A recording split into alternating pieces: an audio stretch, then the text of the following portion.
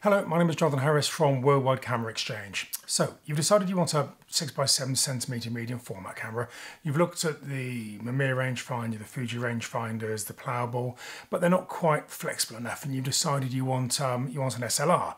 So, which one do you choose? There isn't a huge amount of choice. You've got the Bronica GS1 series cameras, relatively small, relatively light, very reliable, very well made. They don't have a revolving back, so when you want to go from portrait to landscape and back, you've either got to tip it on the tripod, which is a bit of an issue with a bulky camera like this, or you've got to get a viewfinder so you can do this. Adding a viewfinder to these, not brilliant because they're already quite heavy, quite big. It just adds to the bulk. The alternative is the Mamiya RB and RZ cameras. This is the RB, which is the fully mechanical series of cameras, or there's the RZ, which are the electronic cameras. Now, the disadvantage with the RZ series cameras and the Bronica GS1 series cameras is that they are electronic. Now, all of these cameras are 20+ years old. If they go wrong, there's a chance that you may not be able to find the component that you need to get the camera working again. So in that case, your expensive RZ or your expensive Bronica GS1 may not be repairable, which understandably is an issue for a lot of people. So you come back to the RB series cameras. Now, in my view, these are the best 6-7 cameras you can buy. They are fully mechanical, so if they do develop a fault, you can get them fixed. They are very, very serviceable. There are 3 cameras in the RB range. There's the RB Pro, the RB Pro S, and the RB Pro SD. The RB Pro was available from about 1970 through to about 1974. That was then replaced by the RB Pro S, which is by far the most common camera. I'll put a link up to a review I did on one of those on those cameras. That was replaced in 1990 by the RB Pro SD. Now, the RB Pro SD is very much the camera that everybody wants. There aren't a lot of differences, but there are 2 significant differences between this and the older cameras. Number one, the light baffles on this are a lot more resilient. They're a lot more serviceable. The older RB Pro and Pro S cameras, they do have foam light seals, which do need to be replaced quite regularly. These cameras have fewer foam light seals and more mechanical light seals, which does make them more reliable. The second advantage with these is fairly straightforward. They're newer, they're quite a bit newer. So if you can find one of these in good condition, it's going to serve you for a lot longer. The lenses are improved on the RB series cameras, on the RB Pro SD series cameras, but most of the KL series lenses, the new improved lenses, can be used on the Pro S cameras as well. Okay, so this is the Pro SD, what's it all about. Let's start with the back. That's the back of the camera, clearly. You've got the wind-on, the film advance crank here.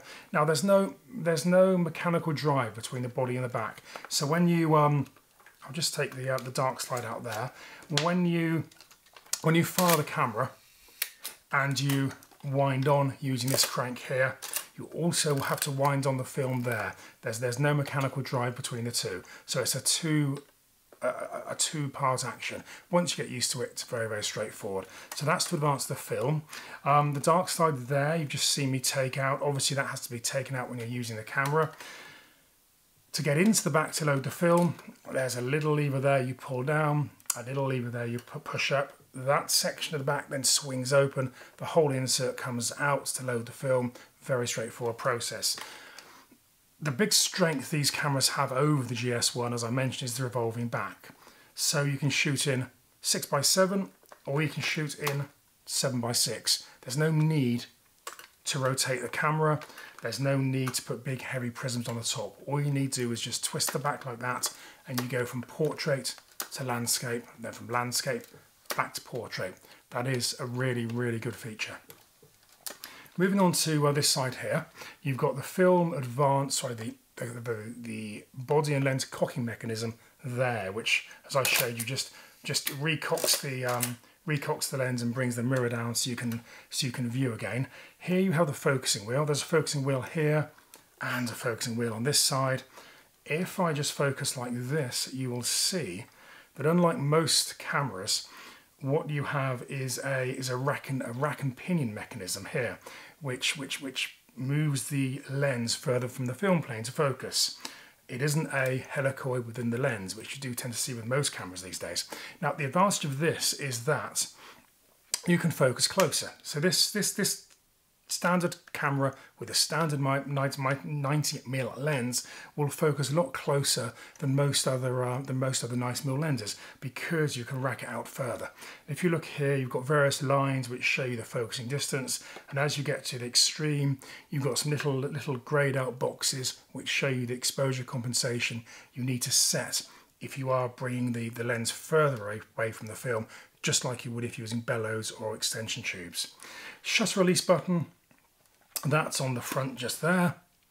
On this side here, you have the second focusing knob that I mentioned, and also a focusing lock just there.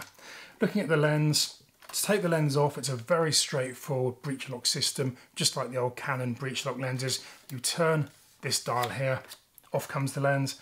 Very, very straightforward. As I said, the KL lenses were introduced with the RB Pro SD. They are optically generally a little bit better. Some have a floating element system, which means that you set the focusing on the camera body as I showed you. And if, for example, it's set to 20 meters, you then set this ring here to 20 meters. If the camera's focused at 5 meters, you'd set the lens here for 5 meters. What this secondary ring does is just correct the optics slightly to give you slightly improved results. Doesn't make a massive difference, but it does just recalibrate the lens just a smidge to improve things slightly. Shutter speed dial just there, as I mentioned, fully mechanical. So it's a fully mechanical leaf shutter built into the lens. That's the aperture mechanism, and just around here you have the mechanical stop down lever. Lens to mount it back on always needs to be cocked, so the camera needs to be wound on and the shutter needs to be opened. Sometimes you can find that the shutter is closed like that. The mechanism has somehow tripped when it was off the camera. To recock, you just push those two levers around there, shutter's opened, it's locked open, it then goes back on the camera like that, do the collar back up, and away you go. Really good, simple system. Finally, the base and the top. Base, 3/8 tripod bush. You can obviously get adapters to take you down to a quarter, but you're 1/4 inch, but you're better off with a 3/8. It's a heavy camera. You need a professional, decent tripod, so use the stronger, larger fitting. Just finally, waist level finder. Now I think these work best with the waist level finder, just down at waist level. You can get prisms, which some people prefer, but they are big, they are heavy. It makes the whole thing so much more cumbersome, but obviously that's a very much personal thing. I hope that's useful. If you have any questions, please let me know in the comments boxes below. I'll always answer when I can. Otherwise, please like and subscribe, and I'll hope to see you again soon. Thank you. Bye-bye.